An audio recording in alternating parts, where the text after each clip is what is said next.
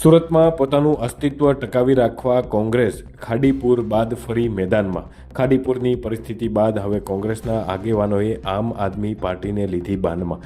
સુરત મહાનગરપાલિકામાં વિપક્ષ તરીકે આમ આદમી પાર્ટી છે.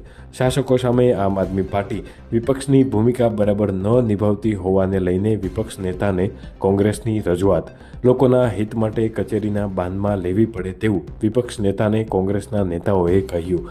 દર વર્ષે ખાડીપુર આવે છે તો તમે 4 વર્ષ સુધી શું કર્યું તેના સવાલો કોંગ્રેસના નેતાઓએ વિપક્ષ નેતા પાયલ સાકરિયાને પૂછ્યા.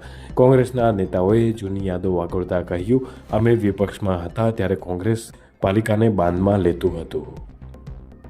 તમે એમ કહેતા હતા ને 25% જ્યારે ટેક્સ વધારો કર્યો તો સુરત મહાનગરપાલિકાને બાનમાં લઈ લીધું હતું. અમે વિરોધ પક્ષ તરીકે હતા ને તો વિરોધ પક્ષ તરીકે મહાનગરપાલિકાને બાનમાં લેવી પડશે.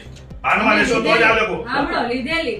અમારે અત્યારે કેટલો ડર છે ખબર છે? અમે જ્યારે આવીએ ને બેન કેસ અમારી વાતે થતા હતા. બેન કેસ તમે હા તમને એની નથી વાત કરતી. બેન કઈ માનતા જ ના હોય તો રાજીનામું આપી દેવાય. આપણે દેશા કેટલી પોલીસ લઈ લઈ જતી છે.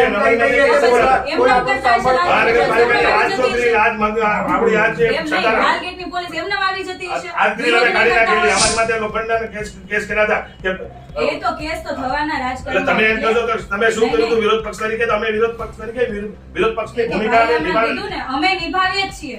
સમજો, અમે નિભાવીએ છીએ. 4 વર્ષમાં તમને દાદર નો ચડવો પડે અમારે. એ તો હવે ત્યારે તો બીજા અમે ઘણા ચડ્યા છીએ દાદર. તમે હતા ત્યારે.